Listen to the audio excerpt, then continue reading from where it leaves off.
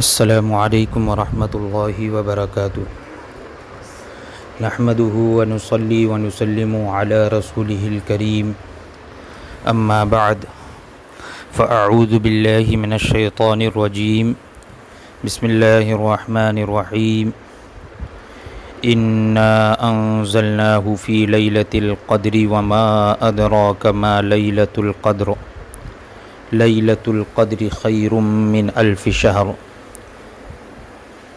تنزل الملائکۃ والروح فیہا بإذن ربہم من کل امر سلام ہی حتی مطلع الفجر صدق اللہ مولانا العظیم وبلغنا رسولہ النبی الامین الکریم ونحن علی ذلک لمن الشاہدین والشاکرین والحمد للہ رب العالمین۔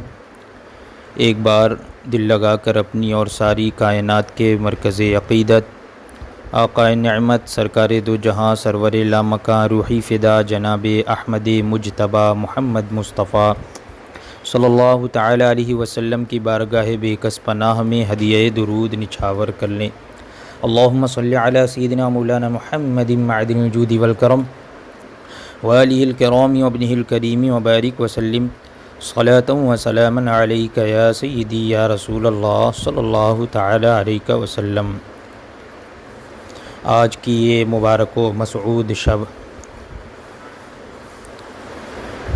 جسے ہم شب قدر کہتے ہیں، یہ رات بہت ہی قدر و منزلت اور خیر و برکت کی حامل رات ہے۔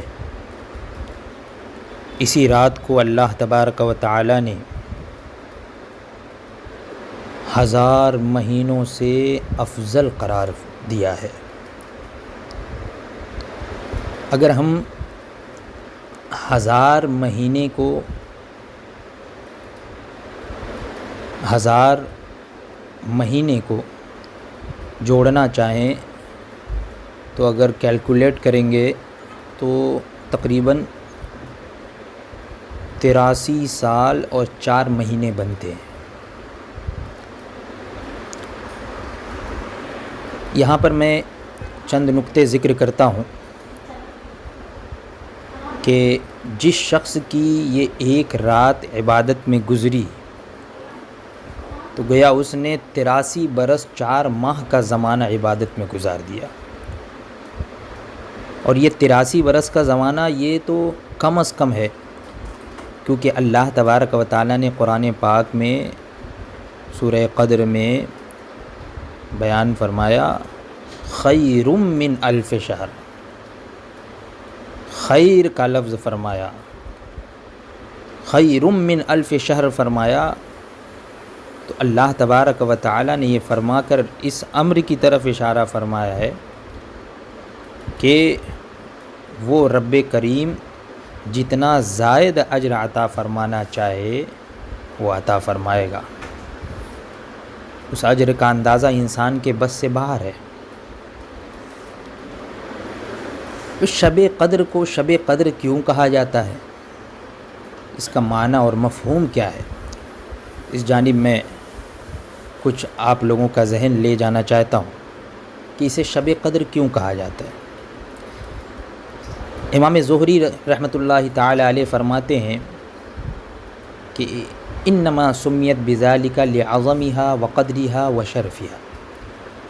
امام زہری فرماتے ہیں کہ قدر کا معنی یہ مرتبے کا ہے، قدر کا معنی ہے مرتبہ، چونکہ یہ رات باقی راتوں کے مقابلے میں شرف اور مرتبے کے لحاظ سے بلند و بالا ہے، اس لیے اسے لیلۃ القدر کہا جاتا ہے، شب قدر کہا جاتا ہے۔ حضرت عبداللہ ابن عباس رضی اللہ تعالیٰ عنہ سے روایت ہے کہ اللہ تعالیٰ نصف شعبان کی رات کو تمام فیصلے فرماتا ہے، اور چونکہ اس رات میں اللہ تعالیٰ کی طرف سے 1 سال کی تقدیر اور فیصلے کا جو قلمدان ہے وہ فرشتوں کو سونپا جاتا ہے، اس وجہ سے اسے لیلۃ القدر کہا جاتا ہے۔ یعنی بعض لوگوں کے نزدیک جو ہے وہ 15 شعبان، اسے بھی بعض لوگوں نے کہا ہے لیلۃ القدر۔ اور اس رات کو قدر کے نام سے تعبیر کرنے کی وجہ یہ بھی بیان کی جاتی ہے کہ اس رات میں اللہ تبارک و تعالی نے اپنے قرآن مجید کو قابل قدر امت کے لیے صاحب قدر رسول کی معرفت نازل فرمایا۔ تو یہ کتاب بھی قابل قدر، امت بھی قابل قدر، رسول بھی صاحب قدر۔ تو یہی وجہ ہے کہ اس سورے میں لفظ قدر 3 دفعہ آیا، 3 دفعہ آیا۔ کہا جاتا ہے یہ کہ نزل فیہا کتاب ذو قدر علی لسان ذی قدر علی امت لہا قدر ولعل اللہ تعالی انما ذکر لفظۃ القدر فی ہذہ السورۃ 3 مرات لہذا السبب، یعنی اسی وجہ سے اس سورے میں 3 مرتبہ قدر کا لفظ آیا۔ کیوں کہ اس رات میں اللہ تعالیٰ نے اپنی قابل قدر کتاب، قابل قدر امت کے لیے صاحب قدر رسول کی معرفت نازل فرمائی، تو اسی وجہ سے اس سورے میں لفظ قدر 3 دفعہ آیا۔ قدر کا معنی تنگی کے بھی آتے ہیں، تو اس معنی کے لحاظ سے یعنی تنگی کا معنی اگر لیا جائے قدر میں، تو اس معنی کے لحاظ سے اسے قدر والی رات کہنے کی وجہ یہ ہے کہ اس رات آسمان سے فرش زمین پر اتنی کثرت کے ساتھ فرشتوں کا نزول ہوتا ہے کہ زمین تنگ ہو جاتی ہے۔ سبحان اللہ۔ امام ابو بکر الوراق قدر کہنے کی وجہ یہ بیان فرماتے ہیں، اب فرماتے ہیں کہ یہ رات عبادت کرنے والے کو صاحب قدر بنا دیتی ہے اگرچہ وہ پہلے اس لائق نہیں تھا۔ اب سوال یہ ہوتا ہے کہ یہ رات اس امت کو عطا کس وجہ سے ہوئی، کیوں ہوئی، کیا سبب ہے؟ اس کے حصول کا سب سے اہم سبب حضور اکرم نور مجسم سرکار دو عالم صلی اللہ تعالی علیہ وسلم کی اس امت پر شفقت اور حضور اکرم صلی اللہ تعالی علیہ وسلم کی غمخواری ہے۔ موطا امام مالک میں یہ حدیث ذکر ہے کہ جب رسول پاک صلی اللہ تعالی علیہ وسلم کو سابقہ لوگوں کی عمروں پر آگاہ فرمایا گیا تو حضور نے ان کے مقابلے میں اپنی امت کے لوگوں کی عمر کو کم دیکھتے ہوئے یہ خیال فرمایا کہ میری امت کے لوگ اتنی کم عمر میں گزشتہ امتوں کے برابر عمل کیسے کر سکیں گے؟ تو حضور اکرم صلی اللہ تعالی علیہ وسلم کو شب قدر عطا فرمائی گئی جو 1000 مہینے سے افضل ہے۔ یہ موطا امام مالک کی حدیث ہے، اور اس کی تائید حضرت ابن عباس رضی اللہ تعالی عنہما سے منقول روایت سے بھی ہوتی ہے کہ حضور اقدس صلی اللہ تعالی علیہ وسلم کی بارگاہ اقدس میں بنی اسرائیل کے ایک ایسے شخص کا تذکرہ کیا گیا جس نے 1000 مہینے تک اللہ تعالیٰ کی راہ میں عبادت کی تھی، جہاد کیا تھا۔ تو حضور اکرم صلی اللہ تعالی وسلم نے اس پر تعجب کا اظہار فرمایا اور اپنی امت کے لیے آرزو کرتے ہوئے جب یہ دعا کی کہ اے میرے رب، یا ربی، اے میرے رب، میری امت کے لوگوں کی عمریں کم ہونے کی وجہ سے نیک اعمال بھی کم ہوں گے، تو اس پر اللہ تبارک و تعالی نے شب قدر عنایت فرمائی۔ اور ایک روایت میں یہ بھی ہے کہ ایک مرتبہ حضور اکرم صلی اللہ تعالی علیہ وسلم نے صحابہ کرام رضوان اللہ تعالی علیہ مجمعین کے سامنے مختلف شخصیات کا ذکر کیا، ان کی امتوں کا ذکر کیا، جیسے حضرت ایوب علیہ السلام، حضرت زکریا علیہ السلام، حضرت حزقیل علیہ السلام، حضرت یوشع علیہ السلام، اور ان کی امت کا ذکر کیا، ان کے ماننے والوں کا ذکر فرمایا۔ اور یہ بھی ذکر فرمایا کہ اس زمانے میں بہت سے ایسے عابد و زاہد تھے جنہوں نے 80 سال اللہ تعالیٰ کی عبادت کی اور پلک جھپکنے کے برابر بھی اللہ تعالیٰ کی نافرمانی نہیں کی ان لوگوں نے۔ تو صحابہ کرام رضوان اللہ تعالیٰ علیہ مجمعین کو ان برگزیدہ ہستیوں پر رشک آیا۔ امام قرطبی رحمۃ اللہ تعالیٰ علیہ لکھتے ہیں کہ اسی وقت جبریل علیہ السلام حضور کی بارگاہ اقدس میں حاضر ہوئے اور عرض کی، یا رسول اللہ، عجبت امتک من عبادت ہؤلاء النفر 80 سنہ، کہ اے نبی محترم صلی اللہ تعالیٰ علیہ وسلم، آپ کی امت کے لوگ ان سابقہ لوگوں کی 80 سالہ عبادت پر رشک کر رہے ہیں۔ تو آپ کے رب نے آپ کو اس سے بہتر عطا فرما دیا ہے۔ اور پھر سورہ قدر کی تلاوت کی، اس پر رسول خدا صلی اللہ تعالیٰ علیہ وسلم کا چہرہ اقدس فرط مسرت سے چمک اٹھا۔ چنانچہ حضور اقدس صلی اللہ تعالیٰ علیہ وسلم کے طفیل یہ کرم فرمایا اللہ تبارک و تعالیٰ نے کہ اس امت کو لیلۃ القدر عنایت فرما دی، اور اس کی عبادت کو 80 نہیں بلکہ 83 سال 4 ماہ سے بڑھ کر قرار دے دیا۔ یہ اس امت کی ہی خصوصیت ہے۔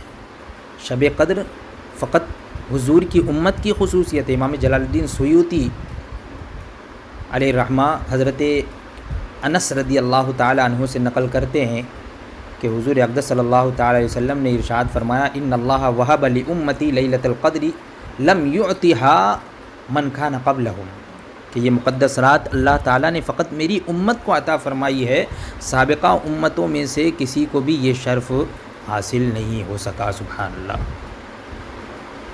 مفسرین کرام لکھتے ہیں کہ پہلی امتوں میں عابد اسے قرار دیا جاتا تھا جو 1000 مہینے تک اللہ تعالیٰ کی عبادت کرتا، لیکن حضور اکرم صلی اللہ تعالیٰ علیہ وسلم کے صدقے میں اس امت کو یہ فضیلت حاصل ہوئی کہ ایک رات کی عبادت سے اس سے بہتر مقام حاصل کر لیتی ہے۔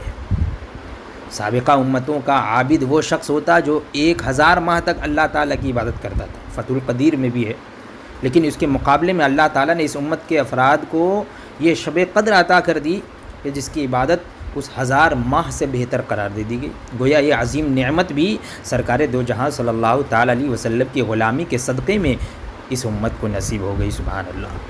تو اس شب کو غنیمت جانے، اس شب کی بے پناہ بے شمار فضیلتیں۔ حضرت ابو ہریرہ رضی اللہ تعالیٰ عنہ سے روایت ہے کہ حضور اقدس صلی اللہ تعالیٰ علیہ وسلم نے فرمایا من قام لیلۃ القدر ایمانا و احتسابا غفر له ما تقدم من ذنبه، جس شخص نے شب قدر میں اجر و ثواب کی امید سے عبادت کی تو اس کے گزشتہ گناہ سابقہ گناہ معاف کر دیے جاتے ہیں۔ یہ بخاری شریف کی حدیث ہے۔ اس ارشاد نبوی صلی اللہ تعالیٰ علیہ وسلم میں جہاں لیلۃ القدر کی ساعتوں میں ذکر و فکر عبادت و طاعت کی تلقین کی گئی ہے، وہاں اس بات کی طرف بھی توجہ دلائی گئی ہے کہ عبادت سے محض اللہ تعالیٰ کی خوشنودی مقصود ہو، ریاکاری نہ ہو، بدنیتی نہ ہو، اور آئندہ عہد کرے کہ میں برائی کا ارتکاب نہیں کروں گا۔ چنانچہ اس شان کے ساتھ عبادت کرنے والے بندے کے لیے یہ رات مزدۂ مغفرت بن کر آئے گی انشاءاللہ۔ حضرت سیدنا انس رضی اللہ تعالیٰ عنہ سے مروی ہے کہ رمضان المبارک کی آمد پر ایک مرتبہ رسول پاک صلی اللہ تعالیٰ علیہ وسلم نے ارشاد فرمایا کہ یہ جو مہینہ تم پر آیا ہے اس میں ایک ایسی رات ہے جو 1000 مہینے سے افضل ہے۔ جو شخص اس رات سے محروم رہ گیا تو گویا کہ وہ پورا کا پورا خیر سے محروم رہا، اور اس رات کی بھلائی سے وہی شخص محروم رہ سکتا ہے جو حقیقت میں محروم ہے۔ اللہ اکبر۔ ایسے شخص کی محرومی میں واقعتاً کیا شک ہو سکتا ہے جو اتنی بڑی نعمت کو غفلت کی وجہ سے گنوا دے؟ جب انسان معمولی باتوں کے لیے کتنی راتیں جاگ کر بسر کر لیتا ہے تو 80 سال کی عبادت سے افضل عبادت کے لیے 10 راتیں نہیں جاگ سکتا؟ یہ آخری عشرے کی طاق راتیں 5 راتیں نہیں جاگ سکتا؟ حضرت انس رضی اللہ تعالی عنہ سے روایت ہے کہ رسول خدا صلی اللہ تعالی علیہ وسلم نے لیلۃ القدر کی فضیلت بیان کرتے ہوئے فرمایا کہ شب قدر کو جبریل امین علیہ السلام فرشتوں کے جھرمٹ میں زمین پر اتر کر آتے ہیں، نزول فرماتے ہیں، اور ہر شخص کے لیے دعائے مغفرت فرماتے ہیں، وہ چاہے کھڑا ہو یا بیٹھا ہو، کسی حال میں بھی ہو، اللہ کو اگر یاد کر رہا ہو تو حضرت جبریل علیہ السلام اس کے لیے دعائے مغفرت فرماتے ہیں۔ سبحان اللہ۔ لیکن بات یہ ہے کہ حضور اقدس صلی اللہ تعالیٰ علیہ وسلم نے فرمایا کہ شب قدر کو ایک روایت میں یہ ہے کہ آخری عشرے کی طاق راتوں میں تلاش کرو۔ سوال یہ ہے کہ شب قدر کو یہ پوشیدہ کیوں رکھا گیا، مخفی کیوں رکھا گیا؟ اتنی اہم اور بابرکت رات کے مخفی ہونے کی یہ بہت سی حکمتیں بیان کی گئی ہیں، جیسے کہ اسم اعظم مخفی ہے کہ اسم اعظم کیا ہے،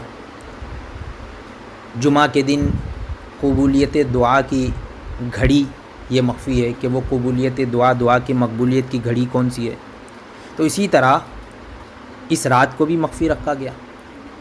اگر اسے مخفی نہ رکھا جاتا تو عمل کی راہ مسدود ہو جاتی اور اسی رات کے عمل پر اکتفا کر لیا جاتا. ذوق عبادت میں دوام کی خاطر اس کو آشکار نہیں کیا گیا. اگر کسی مجبوری کی وجہ سے کسی انسان کی وہ رات رہ جاتی تو شاید اس کے صدمے کا ازالہ ممکن نہ ہوتا. اگر ایک ہی رات مقرر کر دی جاتی، اب کسی وجہ سے مجبوری کی وجہ سے اگر وہ رات اس کی چھوٹ جاتی تو بہت غمگین ہوتا. تو اس وجہ سے بھی مخفی رکھا گیا. یہ بھی ہو سکتا ہے سبب. یہ بھی ہو سکتا ہے کہ اللہ تعالیٰ کو چونکہ اپنے بندوں کا رات کے اوقات میں جاگنا اور بیدار رہنا محبوب ہے، اس لیے رات کا تعین نہیں فرمایا تاکہ اس کی تلاش میں وہ متعدد راتیں عبادت میں گزارے. ایسے ہی رات کے تعین کی وجہ یہ بھی ہو سکتی ہے کہ گنہگاروں پر شفقت، کیونکہ اگر علم کے باوجود اس رات میں کوئی گناہ میں ملوث ہو جائے، یعنی معلوم ہو جائے کہ ہاں یہی رات ہے، بالکل متعین کر دیا جائے، اب معلوم ہونے کے باوجود بھی کوئی اب کسی سے اس رات میں گناہ سرزد ہو جائے تو اس سے لیلۃ القدر کی عظمت مجروح ہونے کا اور مجروح کرنے کا جرم بھی تو اس کا لکھ دیا جاتا. تو اس وجہ سے بھی ہو سکتا ہے مخفی رکھا گیا.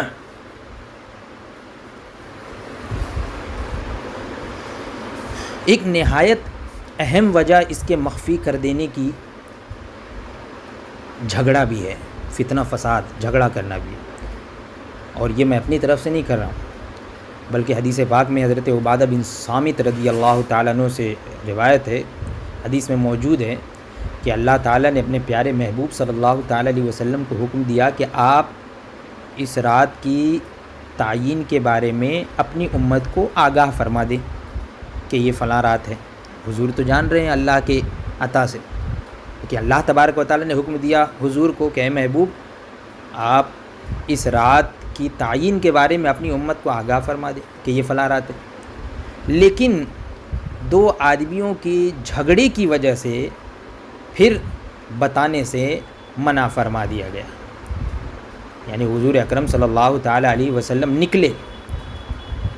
حدیث پاک میں ہے کہ ایک مرتبہ حضور اکرم صلی اللہ تعالیٰ وسلم شب قدر کی تعین کے بارے میں آگاہ کرنے کے لیے گھر سے باہر تشریف لائے، لیکن راستے میں دو آدمی آپس میں جھگڑ رہے تھے. تو حضور نے فرمایا میں تمہیں شب قدر کے بارے میں اطلاع دینے آیا تھا، مگر فلاں فلاں کی لڑائی کی وجہ سے اس کی تعین اب اٹھا لی گئی. یعنی اب اس کی تعین کا حکم نہیں دیا گیا کہ اس کی تعین کے بارے میں خبر دیا جائے تمہیں. تو اس روایت نے یہ بھی واضح کر دیا کہ لڑائی جھگڑے کی وجہ سے انسان اللہ تعالیٰ کی بہت سی نعمتوں سے محروم ہو جاتا ہے. یہی وجہ ہے کہ آج امت برکتوں اور سعادتوں سے محروم ہوتی جا رہی ہے. اس روایت سے بعض لوگوں کو غلط فہمی ہوئی ہے کہ شاید اس کے بعد جو ہے وہ شب قدر کی تعین کا حضور کو علم ہی نہ رہا، حالانکہ یہ بات درست نہیں ہے. ہاں لوگوں پر ظاہر کرنے سے منع فرمایا گیا. ایسا نہیں ہے کہ حضور کو علم ہی نہیں تھا، نہیں، بلکہ حدیث پاک کے جو الفاظ ہیں ان سے ظاہر ہوتا ہے کہ حضور کو علم تھا اللہ کی عطا سے، لیکن حضور کو منع فرما دیا گیا. اور ہمارے نزدیک ہمارا عقیدہ تو یہی ہے کہ آقا دو جہاں صلی اللہ تعالیٰ علیہ وسلم کو نہ صرف تعین کا علم ہے بلکہ آپ بعض غلاموں کو اس پر آگاہ بھی فرماتے ہیں. بہت سی ایسی احادیث کریمہ ہیں جس سے یہ ثابت ہوتا ہے کہ حضور نے اپنے صحابہ کرام میں سے بعض لوگوں کو اس سے آگاہ بھی فرمایا کہ فلاں رات میں تم عبادت کرو. تو اس سے بھی پتہ چلتا ہے کہ حضور اکرم صلی اللہ تعالیٰ علیہ وسلم کو اس کی تعین کا علم تھا. جیسے کہ یہ بھی ہے حدیث پاک میں صحیح بخاری شریف میں ہے کہ لیلۃ القدر کو رمضان کے آخری عشرے کی طاق راتوں میں تلاش کرو. چونکہ اعتکاف کا مقصد بھی جو ہے وہ لیلۃ القدر کی تلاش ہی ہے، اس لیے ان آخری دنوں کا اعتکاف سنت بھی قرار دیا گیا. نبی اکرم صلی اللہ تعالی وسلم کو جب تک اللہ تعالیٰ نے اس شب قدر کی تعین سے آگاہ نہیں فرمایا تھا تو حضور اس کی تلاش کے لیے پورا رمضان اعتکاف فرمایا کرتے تھے. لیکن جب آگاہ فرما دیا گیا تو وصال مبارک تب صرف آخری عشرے کا حضور اعتکاف فرماتے تھے۔ ایسے ہی رمضان المبارک کی 27ویں شب قدر کی رات ہے۔ جمہور علماء اسلام کی یہی رائے ہے۔ امام قرطبی فرماتے ہیں کہ علماء کا شب قدر کی تعین کے بارے میں اختلاف ہے، لیکن اکثریت کی رائے یہی ہے کہ لیلۃ القدر کی رات 27ویں شب ہے۔ علامہ آلوسی رحمۃ اللہ تعالیٰ علیہ فرماتے ہیں کہ علماء کی اکثریت کی رائے یہ ہے کہ طاق راتوں میں سے 27ویں یہی شب قدر ہے۔ حضرت عبداللہ ابن عباس رضی اللہ تعالیٰ عنہما اور حضرت ابی بن کعب رضی اللہ تعالیٰ عنہ کی بھی یہی رائے ہے۔ حضرت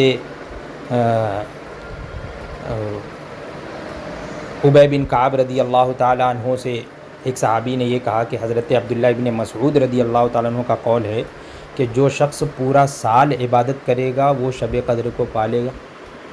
تو حضرت ابی بن کعب رضی اللہ تعالیٰ عنہ نے یہ سن کر فرمایا کہ حضرت عبداللہ ابن مسعود جانتے ہیں کہ شب قدر رمضان کی آخری راتوں میں سے ہے اور وہ 27ویں رات ہے، لیکن آپ نے اس کا ذکر اس لیے کر دیا تاکہ لوگ فقط انہی راتوں کو ہی نہ جاگیں بلکہ پورا سال عبادت کریں، اور پھر اس کے بعد آپ نے حلف اٹھا کر کہا کہ وہ رات 27ویں ہی شب ہے۔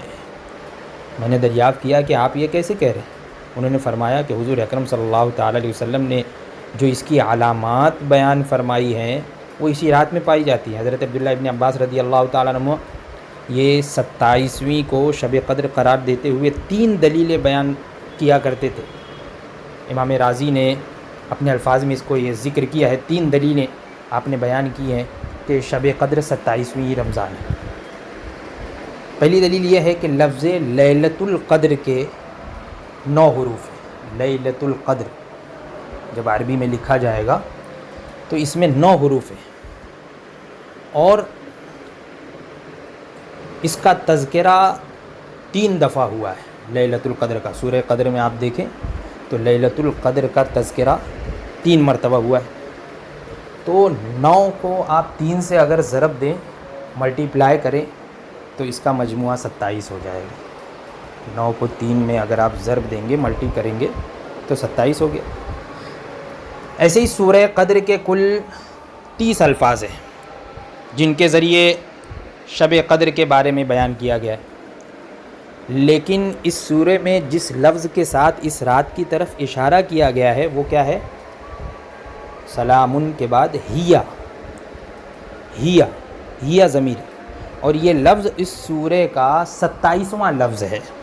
تو اس سے بھی یہ پتہ چلتا ہے کہ یہ 27ویں شب ہے۔ سورہ کے کل کلمات 30 ہیں اور ہیا جو ہے وہ 27واں کلمہ ہے۔ اور سیدنا فاروق اعظم رضی اللہ تعالیٰ نے حضرت ابن عباس رضی اللہ تعالیٰ عنہما سے شب قدر کی تعین کے بارے میں سوال کیا تو آپ نے یہ فرمایا کہ اللہ تعالیٰ کو طاق عدد پسند ہے، اور طاق عددوں میں سے بھی 7 کے عدد کو ترجیح حاصل ہے، کیونکہ اللہ تعالیٰ اپنی کائنات کی تخلیل میں 7 کے عدد کو نمایاں فرمایا ہے۔ اللہ تعالیٰ نے مثال کے طور پہ 7 آسمان، 7 زمین، ہفتے میں دن بھی 7، طواف کے چکر بھی 7، سعی بھی 7، یہ سب چیزیں دیکھیے 7 کے عدد کو اللہ تبارک و تعالیٰ نے نمایاں کیا ہے۔ تو اس سے بھی یہ پتہ چلتا ہے کہ آخری عشرے کی طاق راتوں میں 7 کا عدد جس میں ہے وہی شب قدر ہے۔ حضرت عائشہ صدیقہ رضی اللہ تعالیٰ عنہ سے روایت ہے کہ میں نے حضور اکرم صلی اللہ علیہ وسلم سے عرض کیا کہ شب قدر کا کیا وظیفہ ہونا چاہیے؟ تو حضور اکرم صلی اللہ تعالیٰ علیہ وسلم نے ان الفاظ کی تلقین فرمائی: اللہم انک عفو تحب العفو فاعف عنی، اللہم انک عفو تحب العفو فاعف عنی، کہ اے اللہ تو معاف فرمانے والا اور معافی کو پسند فرمانے والا ہے، لہٰذا مجھے بھی معاف فرما۔ لہٰذا اس رات میں خصوصیت کے ساتھ اس دعا کی کثرت کریں: اللہم انک عفو تحب العفو فاعف عنی، اس دعا کی بھی کثرت کریں۔ ایسے ہی اور بھی بہت سی فضیلتیں ہیں، استغفار کریں، اگر قضا نمازیں آپ کے ذمے ہیں تو اسے آپ ادا کرنے کی کوشش کریں۔ اسی طریقے سے حضرت علی مرتضیٰ کرم اللہ تعالیٰ وجہ الکریم فرماتے ہیں کہ جو کوئی شخص شب قدر میں سورہ قدر 7 مرتبہ پڑھتا ہے، اللہ تعالیٰ اسے ہر بلا سے محفوظ فرما دیتا ہے، سبحان اللہ، اور 70,000 فرشتے اس کے لیے جنت کی دعائیں کرتے ہیں۔ تو اس وظیفے کو بھی آپ، اس عمل کو بھی آپ کریں، 7 مرتبہ سورہ قدر پڑھیں آج کی شب میں، اور دعا کریں کہ یہ جہنم سے آزادی کا یہ عشرہ ہے۔ دعا کریں کہ اللہ تبارک و تعالیٰ اس شب کے صدقے میں، حضور اکرم صلی اللہ تعالیٰ علیہ وسلم کے رحمت کے صدقے میں اللہ تبارک و تعالیٰ ہمیں جہنم سے آزادی کا پروانہ عطا فرمائے، ہمارے گناہوں کو بخش دے، خوب روئیں، گڑ گڑائیں، دل لگا کر، جی لگا کر عبادت میں مشغول ہو جائیں۔ یہ رات کا یہ ایک ایک لمحہ یہ بڑا قیمتی ہے، اور نہ جانے کون سا وقت ایسا ہے کہ دعا کی مقبولیت کا وقت ہے۔ دعاؤں میں مشغول رہیں، عبادتوں میں مشغول رہیں، اور نمازوں میں مشغول رہیں، تلاوت کریں، وظائف کریں، درود شریف کی کثرت کریں، استغفار کریں، اور بھی دوسرے خیر کے کام کریں۔ یہ چند باتیں میں نے ذکر کر دی۔ اللہ تبارک و تعالی ہم تمام لوگوں کو اس مبارک و مسعود شب سے بھرپور حصہ عطا فرمائے۔ اللہ تعالی اس شب کے صدقے میں ہماری مغفرت فرمائے، ہمارے گھر والوں کی حفاظت فرمائے، ہمارے تمام احباب اہل سنت کو ہر طرح کی آفات و بلیات سے محفوظ فرمائے، ہر طرح کی بد نظروں کی بد نظری، بد نگاہوں کی بد نگاہی، حاسدین کے حسد، دشمنوں کے شرور سے ہماری حفاظت فرمائے۔ وآخر دعوانا ان الحمد للہ رب العالمین۔ السلام علیکم ورحمۃ اللہ وبرکاتہ۔